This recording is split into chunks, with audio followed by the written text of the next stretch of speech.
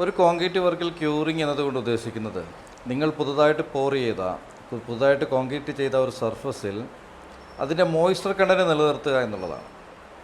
അതിൽ നിങ്ങൾ ഉപയോഗിച്ചിരിക്കുന്ന വെള്ളം ഇവാപ്പറേറ്റ് ചെയ്ത് പോകരുത്, അത് ബാഷ്പീകരിച്ച് പോകരുത്. അങ്ങനെ സംഭവിച്ചു കഴിഞ്ഞാൽ ആ മോയ്സ്ചർ കണ്ടൻറ്റ് നമ്മൾ നിലനിർത്തിയില്ലെങ്കിൽ ഈ സിമൻറ്റ് അതിൻ്റെ സ്ട്രെങ്ത് അറ്റൈൻ ചെയ്യുന്നത് ഒരു കെമിക്കൽ കോമ്പോസിഷനിലൂടെയാണ്.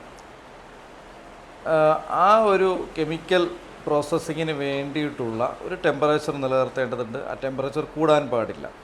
അതിനു വേണ്ടിയിട്ടാണ് നമ്മൾ അതിനുള്ളിൽ മോയ്സ്ചർ കണ്ടൻറ്റ് നിലനിർത്തുന്നത്. സിമൻറ്റിൻ്റെ ഹൈഡ്രേഷൻ പ്രോസസ്സിങ്ങിലൂടെയാണ് അതിൻ്റെ സ്ട്രെങ്ത് അത് അറ്റൈൻ ചെയ്യുന്നത്. അപ്പോൾ ക്യൂറിങ്ങിന് പല മെത്തേഡുണ്ട്, നമുക്ക് പിന്നീട് വിശദമായിട്ട് ഇത് പറയാം.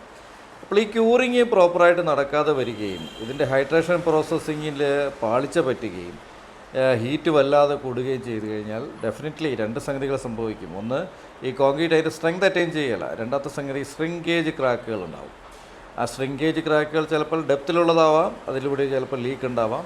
അതിനൊക്കെ പ്രധാനം ഈ കോൺക്രീറ്റിന് അതിൻ്റെ സ്ട്രെങ്ത് അറ്റൈൻ ചെയ്യാൻ കഴിയില്ല എന്നുള്ളതാണ്. അതുകൊണ്ട് ക്യൂറിങ്ങിൻ്റെ കാര്യത്തിൽ അതിനെ കൃത്യമായി ചെയ്യുക എന്നുള്ളത് സിമൻറ്റ് ഉപയോഗിച്ചിട്ടുള്ള ഏതൊരു വർക്കിനും അതിൻ്റെ സ്ട്രെങ്ത് അറ്റൈൻ ചെയ്യാൻ അത്യന്താപേക്ഷിതമാണ്.